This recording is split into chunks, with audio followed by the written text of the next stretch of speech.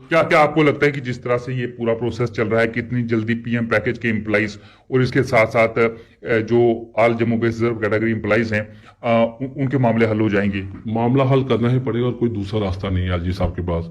ये एलजी साहब आज पे या कल पे डाल रहे हैं कुछ लोग। जिस दिन कोई एक और किलिंग हुई तो उसका जो जिम्मेवार होंगे वो एलजी एडमिनिस्ट्रेशन होगा।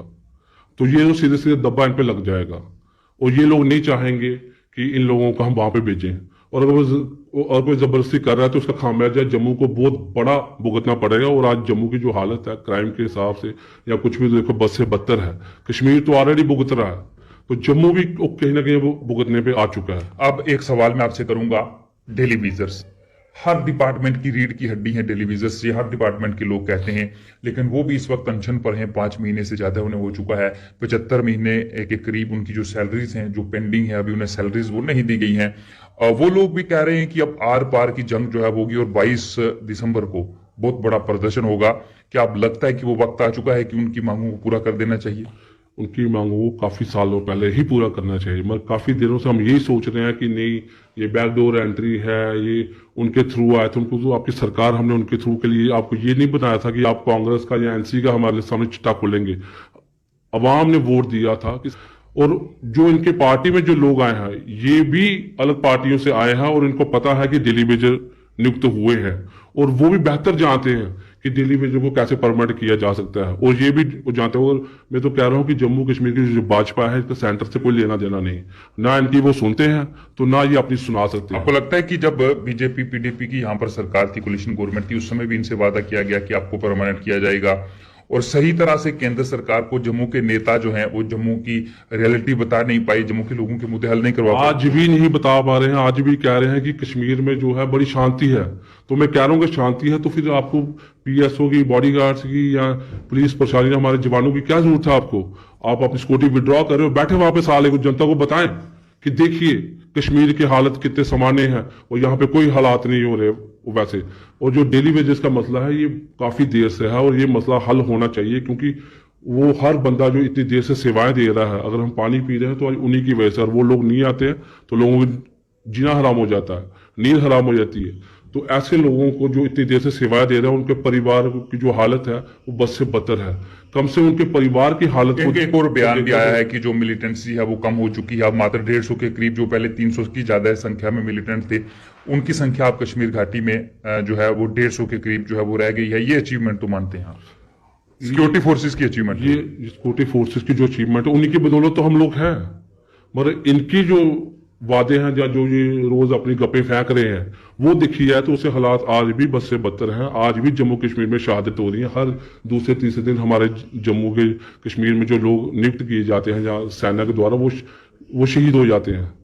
और ये काफी दिनों से चल रहा है, काफी सालों से चल रहा है। आज तक किसी भी सरकार की इस पे कोई भी एक ट्रांसपेरेंस पॉलिसी नहीं बनाएगी कि आखिर शहादतों का दौर कब खत्म होगा। और आज मैं आपके माध्यम से कहना चाहता हूं कि शहादतों का दौर खत्म होना चाहिए। कश्मीर में इतना अच्छे हालात हैं और अगर अच्छे हालात हैं तो जो ब्यूरोक्रेसी है, जो एलजी एडमिनिस्ट्रेशन है, ये साबित करे। कुछ कुछ अचीवमेंट्स तो हैं, जिस तरह से ये भी कहा गया कि जो टूरिस्ट हैं जो पिछले कई सालों में नहीं आए अब कश्मीर घाटी में ज्यादा आ रहे हैं। अमरनाथ यात्रा की बात करें तो उसमें कई लाखों श्रद्धालु जो हैं वो आए हैं।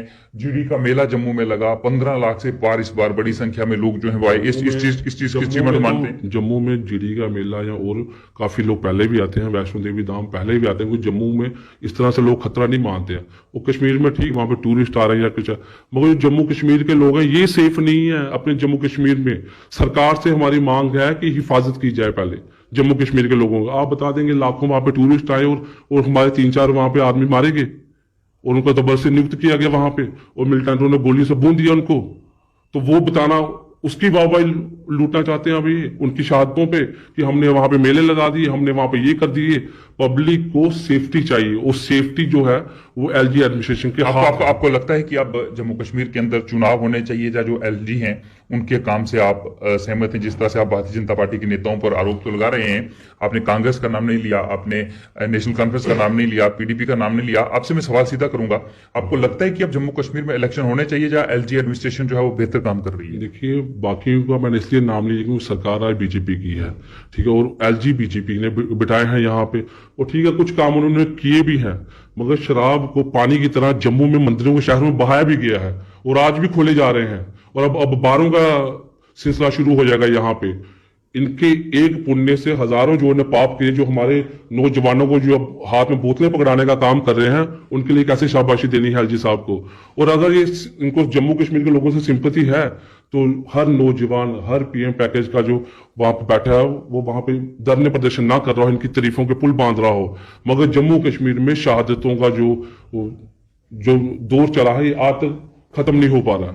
इसका जो नहीं, आपको लगता है चुनाव होने चाहिए या एलजी एडमिनिस्ट्रेशन ठीक है?